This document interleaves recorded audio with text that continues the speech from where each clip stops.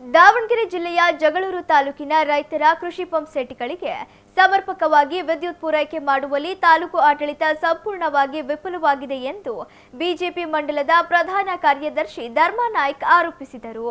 ಸುದ್ದಿಗೋಷ್ಠಿಯಲ್ಲಿ ಮಾತನಾಡಿದ ಅವರು, ಕಳೆದ ಕೆಲ ದಿನಗಳಿಂದ ವಿದ್ಯುತ್ ಕಣ್ಣಾಮುಚ್ಚಾಲೆ ಆಟದಿಂದ ರೈತರು ಸಂಕಷ್ಟಕ್ಕೆ ಸಿಲುಕಿದ್ದು ತಾಲೂಕು ಆಡಳಿತ ವಿದ್ಯುತ್ ಪೂರೈಕೆ ಮಾಡುವಲ್ಲಿ ವಿಫಲವಾಗಿದೆ ಎಂದರು. ಕೂಡಲೇ ತಾಲೂಕು ಆಡಳಿತ ಎಚ್ಚೆತ್ತುಕೊಂಡು ಸಮರ್ಪಕವಾಗಿ ವಿದ್ಯುತ್ ಪೂರೈಕೆ ಮಾಡಬೇಕು.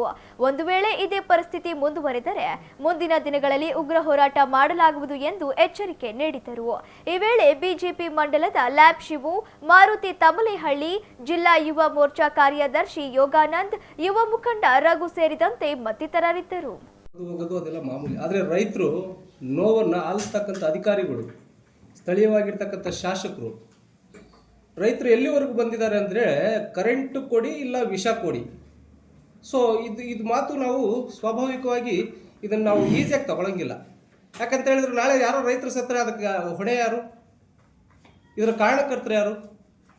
ತಾಲೂಕು ಆಡಳಿತ ಒಂದು ಕಡೆ ಕೆಲಸ ಮಾಡ್ತದೆ, ಅದನ್ನು ಬಿಟ್ಬಿಡೋಣ. ಈ ಹಿಂದೆ 220 kV ಸ್ಟೇಷನ್ 4 ಸ್ಟೇಷನು ರಾಮಣ್ಣನವರ ಅವಧಿಯಲ್ಲೇ ಅಪ್ರೂವಲ್ ಆಗಿತ್ತು. ಯಾವ ಹಂತದಲ್ಲಿದೆಯೋ ಇನ್ನೂ ಅದೇ ಹಂತದಲ್ಲಿದೆ. ಸರ್ಕಾರ ನಾವು 1000 ದಿನಗಳ ಸಾಧನೆಯನ್ನು ಮಾಡ್ತೀವಿ ಅಂತೇಳಿ ಹೇಳ್ಕೊಂಡು ಹೊರಟಿದೆ. ಆದರೆ ಈ ಹಿಂದೆ ಭಾರತೀಯ ಜನತಾ ಪಾರ್ಟಿ ಸರ್ಕಾರ ಅವಧಿಯಲ್ಲಿ ಏನಾಗಿತ್ತು, 4 ಪವರ್ ಸ್ಟೇಷನ್ಗಳು, ಇದು ಇನ್ನೂ ಅದೇ ಹಂತದಲ್ಲೇ ಇದೆ. ಇನ್ನು ಯಾವುದೇ ಪ್ರೊಸೆಸ್ಸನ್ನು ಇವರು ಮುಂದುವರಿಸಿಲ್ಲ. ಸೊ ಅದು ಯಾವ್ಯಾವ ನಮ್ಮ ಒಂದು ರಾಮಣ್ಣನವರಿದ್ದಾಗ ಮಾಗಡಿ, ಗೌರಿಪುರ, ಅಣಬೂರು ಹಾಗೂ ದೇವಿಕೆರೆ, ಈ 4 ಸ್ಟೇಷನ್ ಅವಾಗಲೇ SVR ಶಾಸಕರಿದ್ದಾಗಲೇ ಇದು ಕೊನೆ ಹಂತದಲ್ಲಿ ಚುನಾವಣೆ ಅವಾಗಲೇ ಅಪ್ರೂವಲ್ ಆಗಿತ್ತು. But tender ಪ್ರಕ್ರಿಯೆಯಲ್ಲಿತ್ತು.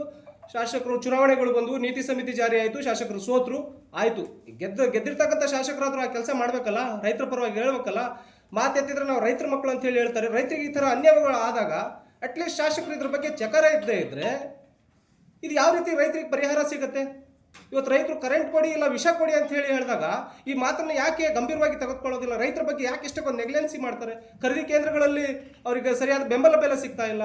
ಏನಾದರೂ ಕೃಷಿ ಇಲಾಖೆಯಲ್ಲಿ ನಾವು ಏನಾದರೂ ತಗೊಳಕ್ಕೆ ಹೋದರೆ ಅದರ ದರ ದುಪ್ಪಟ್ಟು ಮಾಡಿ ಕೂತಿದ್ದಾರೆ. ಸೊ ರೈತರು ಇದು ಕೇವಲ ನಾಮಕಾವಸ್ಥೆಗೆ ಮಾತ್ರ ರೈತರ ಪರವಾಗಿದ್ದೀವಿ ಅಂತ ಹೇಳಿ ಹೇಳ್ತಾರೆ ಹೊರತು ರೈತರ ಪರವಾಗಿ ಸರ್ಕಾರ ಇಲ್ಲ. ಈ ಸರ್ಕಾರ ರೈತರಿಗೆ ಮರಣ ಶಾಸನವನ್ನು ಕೊಡ್ತಕ್ಕಂಥ ಒಂದು ಸಂದರ್ಭ ಬಂದಿದೆ.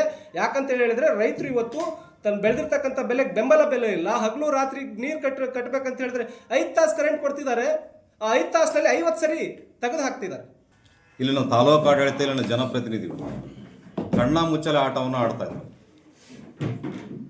ಹಗಲು 3 ಗಂಟೆ, ರಾತ್ರಿ 3 ಗಂಟೆ ವಿದ್ಯುತ್ ಪೂರೈಸ್ತಕ್ಕಂಥ ಅಧಿಕಾರಿಗಳು ನಿರಂತರವಾಗಿ ಇವತ್ತು ರೈತರ ಮೇಲೆ ದಬ್ಬಾಳಿಕೆಗಳನ್ನು ಮಾಡ್ತಾ ರೈತರಿಗೆ ಸರಿಯಾದ ವಿದ್ಯುತ್ತನ್ನು ಪೂರೈಕೆ ಮಾಡಿದೆ ಕೊರತೆಯನ್ನು ಮಾಡ್ತಾ ಇದ್ದಾರೆ.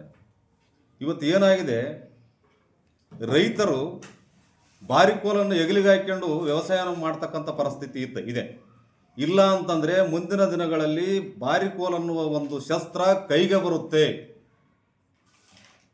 ಇದು ಕೈಗೆ ಬರಬಾರ್ದು ಅನ್ನೋಗಿದ್ರೆ ನೀವು ಸಮರ್ಪಕ ವಿದ್ಯುತ್ತನ್ನು ಕೊಡಬೇಕಾಗುತ್ತೆ.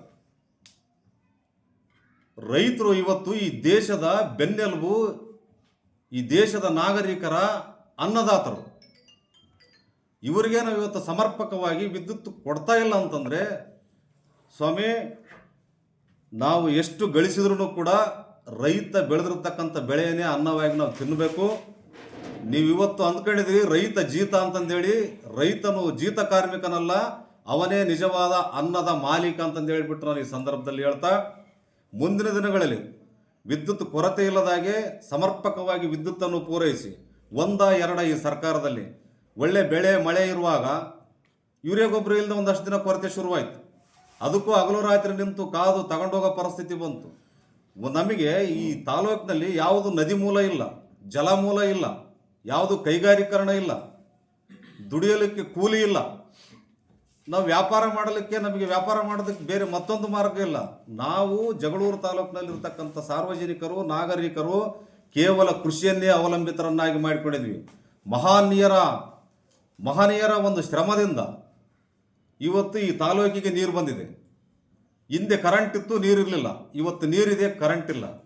ಹಾಗಾಗಿ ಇದು ಆಗಬಾರ್ದು. ಮುಂದಿನ ದಿನಗಳಲ್ಲಿ ನಮ್ಮ BJP ತಾಲೂಕು ಘಟಕ ಉಗ್ರವಾದ ಹೋರಾಟಗಳನ್ನು ಮಾಡುತ್ತೆ ಅಂತ ತಮಗೆ ಕೂಡ ಈ ಸಂದರ್ಭದಲ್ಲಿ ಎಚ್ಚರಿಕೆಯನ್ನು ನೀಡುತ್ತಾ